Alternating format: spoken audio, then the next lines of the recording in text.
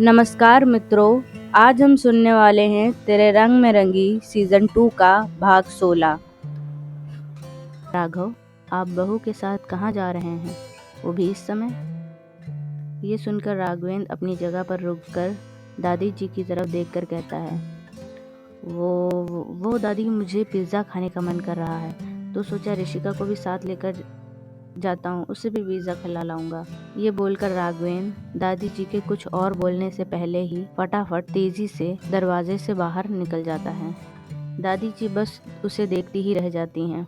तभी राघवेंद्र की बुआ अनु दादी जी के पास आकर कहती हैं, इस लड़की को अभी आए हुए एक दिन नहीं हुआ और राघवेंद्र को अपनी उंगलियों पर नचाने लगी। सभी को पता है राघवेंद्र पिज्ज़ा नहीं खाता, ज़रूर इन मैडम का ही मूड हुआ होगा। माँ, अगर राघवेंद्र को जल्दी नहीं संभाला गया तो राघव पूरी तरह से इस लड़की का गुलाम बन जाएगा। बुआ जी ने ये कहा तो दादी जी ने थोड़ा गुस्से से कहा, मैं ऐसा कुछ नहीं होने दूंगी। इस लड़की को तो मैं ऐसा सबक सिखाऊंगी कि ये खुद ही इस घर को और राघवेंद्र की जिंदगी को छोड़कर दूर कहीं चली जाएगी। इसकी वजह से ही राघव ने पहली बार मुझसे ऊंची आवाज में बात की थी। इस लड़की की वजह से ही मेरा राघव हम सब से दूर होता जा रहा है। आज और खुश हो ले, कल से मैं तेरी जिंदगी को नर्क बनाकर रख दूंगी। ये बोलकर दादी जी गुस्से से दरवाजे की तरफ देखती रहीं।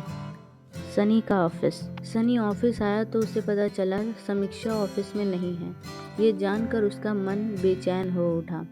उसने जल्दी से समीक्षा को कॉल किया, पर समीक्षा ने कॉल रिसीव नहीं की। सनी ने जाने कितनी ही कॉलें समीक्षा को सुबह से कर दी थी, पर समीक्षा ने किसी भी कॉल का कोई जवाब नहीं दिया था।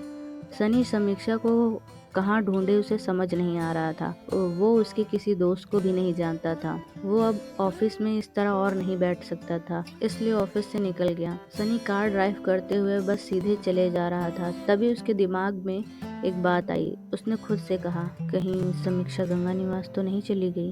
वर्तिका को फोन कर पूछता हूँ। ये सोचकर उसने अपनी कार को साइड में लगाया और फिर वर्तिका को फोन लगा दिया। कुछ सेकंड बाद वर्तिका ने कॉल रिसीव की और कहा, नमस्ते जीजू, आज सुबह सुबह कैसे याद किया? कुछ नहीं, बस ऐसे ही सोचा तुम्हारे और ऋषभ के हाल चाल ले लूं। वैसे ऋषभ कैसा है? पिछले दिनों ऋषिका की शादी के चलते उसकी कुछ तबीयत खराब थी, अब वो कैसा है? सनी ने समीक्षा के बारे में सीधा सीधा ना पूछकर पहले ऋषभ से बात शुरू की। जीजू, वो अब एकदम ठीक है। ऐसा कीजिए, आप खुद ही ऋषभ से पूछ लीजिए। ये बोलकर वर्तिका फोन को स्पीकर पर कर देती है। ऋषभ फोन के स्पीकर पर होते ही सनी को नमस्ते करता है और फिर आगे कहता है, देखिए भाई, अब आप पहले मेरे जीजू हैं, इसलिए पहले आप ये बताइए आप और समीक्षा दी कैसे हैं, और ये बताइए और आप दी को बाहर कब घुमाने ले जा रहे हैं? कल रात दी का मुझे फ़ोन आया था। उन्होंने बताया कि आप उन्हें घुमाने के नाम पर ऋषु और राघवेंद्र के रिसेप्शन पार्टी में लेकर गए थे। आपने ये सही नहीं किया, इसलिए अब आप ना दीदी को कहीं बाहर घुमा कर लाइए। सनी ऋषभ की ये सारी बातें सुनकर ये तो समझ गया था कि समीक्षा गंगा निवास में नहीं है, इसलिए सनी कुछ देर ऋषभ और वर्तिका से और इधर उधर की बातें करता है और फिर कॉल कट करके खुद से कहता है, समीक्षा तुम कहाँ हो? दूसरी तरफ ऋषभ और वर्तिका अभी कुछ देर पहले ही घर से कार में बैठकर बाहर निकले थे। ऋषभ कार ड्राइव कर रहा था। ऋषभ ने वर्तिका को नहीं बताया था कि वो उसे कहाँ लेकर जा रहा है। वर्तिका ने उससे बहुत पूछा कि वो कहाँ जा रहे हैं, पर ऋषभ ने उसे कुछ भी नहीं बताया, इसलिए वो अपना मुंह फुलाकर खिड़की से बाहर देख रही थी। करीब आधे घंटे बाद ऋषभ कार को एक बड़े से रिजॉर्ट के सामने रोकता है। इस रिजॉर्ट के अंदर कुछ दूरी पर छोटे छोटे कॉटेज बने हुए थे, जो कि बहुत खूबसूरत थे। वर्तिका ने रिजॉर्ट का नाम देखा तो पाया ये रिजॉर्ट उसका ही था। इस रिजॉर्ट का नाम गोल्डन रिजॉर्ट था। ऋषभ ने पार्किंग में कार को लगाया और कार के बाहर आ गया। उसने वर्तिका की तरफ का दरवाज़ा आकर खोला और अपना हाथ वर्तिका की तरफ कर दिया। वर्तिका ने उसका हाथ पकड़ा और कार से बाहर आ गई। फिर दोनों रिजॉर्ट के ऑफिस रूम की तरफ बढ़ गए।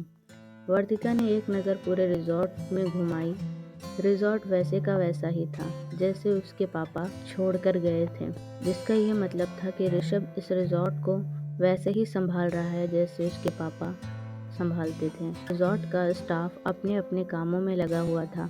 रिजॉर्ट के मैनेजर ने ऋषभ और वर्तिका को साथ में आते देखा तो दौड़कर उनके पास चला आया। Good afternoon sir and ma'am. Manager के ग्रीट करने पर ऋषभ रुक कर उसे ग्रीट करता है और कहता है, मैंने जो तैयार करने के लिए आपको कहा था वो सब हो गया? यस सर, आपने जैसा कहा था मैंने सब वैसा ही किया है। मैनेजर की इस बात पर ऋषभ कहता है, तो फिर चलिए। ये कहकर ऋषभ वर्तिका के साथ मैनेजर के पीछे बढ़ जाता है। वर्तिका समझ नहीं पा रही थी ऋषभ मैनेजर से किस बारे में बात कर रहा था। अचानक मैनेजर ने एक कॉन्फ्रेंस रूम का दरवाज़ा खोला। कॉन्फ्रेंस हॉल में रिजॉर्ट का मेन स्टाफ बैठा हुआ था। जब स्टाफ ने ऋषभ और वर्तिका को देखा तो अपनी जगह से खड़े हो गया। वर्तिका ने सभी स्टाफ को यहाँ देखकर ऋषभ से धीरे से पूछा, ऋषभ, आपने स्टाफ को यहाँ बुलाया है क्या? इस पर ऋषभ धीरे से अपना सिर हाँ में हिला देता है। तो वर्तिका कहती है, पर किस लिए? आप कुछ देर शांत रहिए, मैं सब आपको बताता हूँ। ये बोलकर ऋषभ वर्तिका का हाथ पकड़कर कॉन्फ्रेंस रूम में आ जाता है और उसे कॉन्फ्रेंस रूम की हेड चेयर पर बैठाकर उसके पीछे आकर खड़ा हो जाता है। ये रिजॉर्ट वर्तिका का था, पर वर्तिका एक दो बार ही अपने पापा के साथ इस रिजॉर्ट में आई थी। एज अ बॉस उसके डैड के जाने के बाद ऋषभ ही इस रिजॉर्ट को संभाल रहा था। वर्तिका इतने स्टाफ को अचानक अपने सामने देखकर थोड़ा घबरा गई थी। उसने ऋषभ से दबी हुई आवाज़ में कहा, ऋषभ, आप तो कह रहे थे आप मुझे कुछ सरप्राइज़ देने वाले हैं, तो आप मुझे इस तरह यहाँ क्यों ले आए हैं? इस पर ऋषभ ने कहा, रुकिए, मैं आपको सब कुछ बताता हूँ। ये बोलकर ऋषभ सभी स्टाफ की तरफ देखता है और कहता है, आज का ये चैप्टर यहीं समाप्त होता है, पर जल्द ही इसके अगले भाग के साथ हम वापस मिलेंगे। तब तक के लिए बाय बाय।